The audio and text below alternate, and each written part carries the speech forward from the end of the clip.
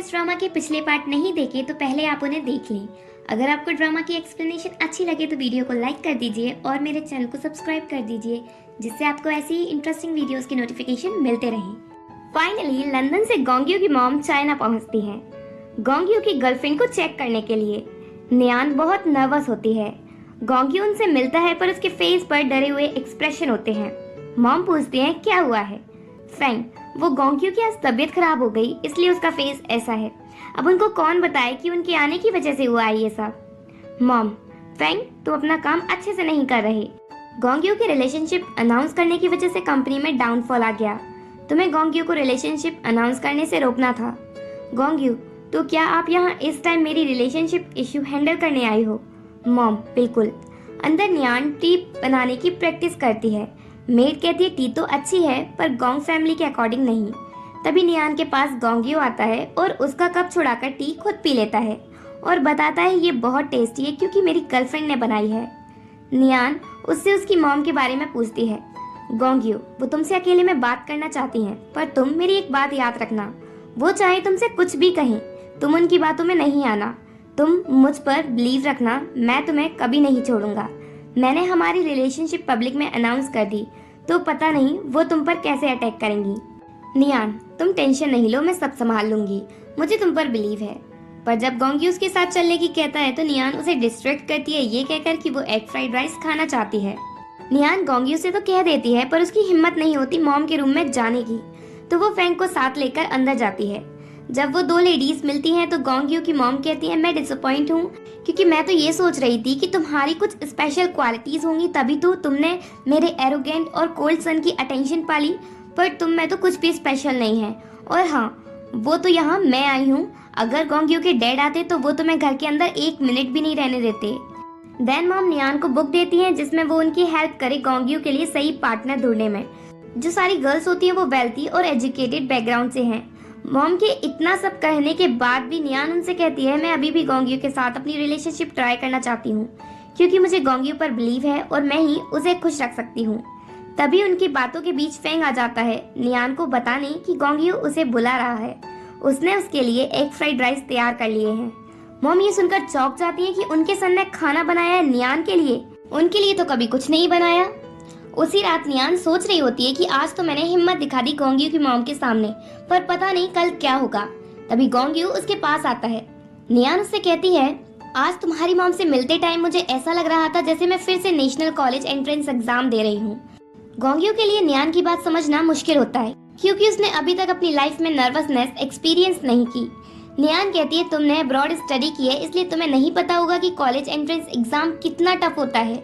गोंग्यू, तुम जैसी लड़की इतनी टेंशन क्यों करती हो।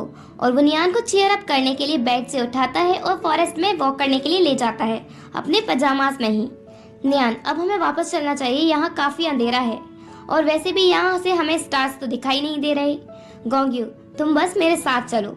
गोंग्यू नियान को आगे लेकर जाता है जहाँ से उन्हें स्टार्स दिखाई देते हैं। ये वही जगह होती है जहाँ एपिसोड 1 में नियान रास्ता भूलकर बेहोश हो गई थी। नियान स्टार्स देखकर एक्साइटेड हो जाती है। गोंग्यू, जब मैं तुम्हें यहाँ से वापस लेकर गया था तो मैंने लोगों को ऑर्डर दिया था कि वो इस एरिया के सारे ट्रीज काट दें। नियान, तो अब तुम ट्रीज से भी लड़ने लगे। गोंग्यू, उन्होंने तुम्हारा रास्ता जो बुला दिया था, पर एक्चुअल में मैं तुम्हें यहाँ इसलिए लाया क्योंकि तुम घर पर खुश नहीं थी और अगर मैं इस जगह के ट्रीज नहीं कटवाता तो तुम ये नेचर ब्यूटी नहीं देख पाती। और गोंग्यू नियान से कहता है कि वो स्टार्स से भी ज्यादा ब्यूटीफुल है और ये कैसे है कि हर बार जब मैं तुम्हें देखता हूँ तो तुम और ज्यादा ब्यूटीफुल लगती हो। नियान उसके चीक पर किस करती है और उससे कहती है मैं अपनी पूरी कोशिश करूंगी तुम्हारी मॉम से डील करने में। इस बार गोंग्यू उसे किस करता है। नेक्स्ट डे गोंग्यू की मॉम नियान से बात करती हैं और कहती हैं मैं तुम्हें 3 महीने देती हूँ, इन 3 महीनों में तुम गोंग्यू के लायक वुमेन बनने के लिए तैयार हो जाओ।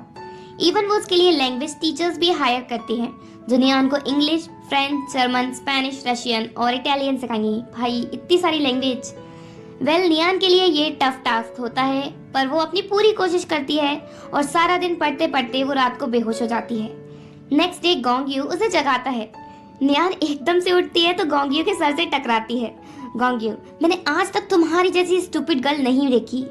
नियान, सॉरी गलती से सर टकरा गया। गोंग्यू, मैं सर टकराने की बात नहीं कर रहा, तुम्हें पता है कल तुमने इतनी पढ़ाई की कि तुम बेहोश हो गई। नियान, अच्छा तो मैं पढ़ते पढ़ते सो गई। गोंग्यू गुस्से में कहता है, सोई नहीं, बेहोश हो गई। वो तो अच्छा हुआ, कल मैं घर जल्दी आ गया। नियान, ठीक है, अब से मैं ऐसा नहीं करूंगी, बस तुम मुझ पर गुस्सा नहीं हो। गोंग्यू, चलो, तुम्हें तुम्हारी गलती तो समझ आई और अब तुम्हें मॉम की बात मानने की जरूरत नहीं है। नियान जब खड़ी होने की कोशिश करती है तो वो अचानक से गिरने वाली होती है और वो गोंग्यू को पकड़ लेती है। गिरने की वजह से बेड पर गोंग्यू उसके ऊपर होता है। उसी टाइम फेंग वहाँ आता है। उन्हें ऐसे देखकर उसे शर्म आती है। वो डोर नॉक करता है और कहता है, गोंग्यू की मॉम नियान से अभी इसी टाइम मिलना चाहती हैं। नियान, मुझे उनसे मिलने जाना होगा। गोंग्यू उसे जाने से मना करता है क्योंकि पता नहीं इस बार वो नियान को कितना वर्क दे।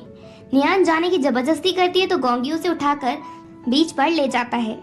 फेंग मॉम को बताता है कि गोंग्यू और नियान बीच पर गए हैं। मॉम, तो तुम कह रहे हो कि गोंग्यू ने नियान को मुझसे मिलने नहीं आने दिया, इसलिए वो उसे बाहर ले गया? फेंग, ऐसा नहीं है, गोंग्यू नियान को बाहर इसलिए ले गया जिससे वो अपना थोड़ा स्ट्रेस कम कर सके। मॉम, तुम्हें उन्हें प्रोटेक्ट करने की जरूरत नहीं है, मैं अपने सन को अच्छे से जानती हूँ। इधर गोंग्यू नियान से कहता है, मैं तुम्हें बाहर इसलिए लेकर आया हूँ जिससे तुम रिलैक्स कर सको। तभी उसे कंपनी से मीटिंग के लिए कॉल आता है। गोंग्यू नियान को साथ कंपनी चलने को कहता है जिससे वो वहाँ रिलैक्स कर सके। नियान, तुम जाकर मीटिंग अटेंड करो, मैं वापस घर जाकर आराम करती हूँ। गोंग्यू, नहीं, मैं तुम्हें अकेले घर नहीं जाने दूंगा। नियान, तो मैं तुम्हारे साथ कंपनी भी नहीं जाऊंगी क्योंकि मैंने पजामास पहन रखे हैं। गोंग्यू उसकी बात मान जाता है और वो कंपनी चला जाता है। नियान वहीं बेंच पर सो जाती है। उसे चिंचू का ड्रीम आता है तो वो जाग जाती है और उसे चिंचू की चिंता होती है कि वो अभी कहाँ है। तभी नियान चिंचू को बीच पर देखती है और उसके पीछे भागती है, पर जब वो टर्न होता है तो वो चिंचू नहीं होता। वो स्ट्रेंजर नियान के क्लोज आने लगता है और उसे किडनैप कर लेता है। उधर कंपनी में मीटिंग के टाइम गोंग्यू को वियर्ड फील होता है तो उसे नियान की चिंता होती है। वो अपने बॉडीगार्ड्स लेकर बीच पर पहुंचता है, पर नियान वहां नहीं होती, बस उसे वहां उसका फोन मिलता है। जब नियान को होश आता है तो वो खुद को बंधा हुआ देखती है। कोई वुमेन जिसने उसे किडनैप किया वो उसकी साइड आ रही होती है, जिसका फेस नियान को दिख नहीं रहा होता। और इसी के साथ पार्ट 9 एंड होता है।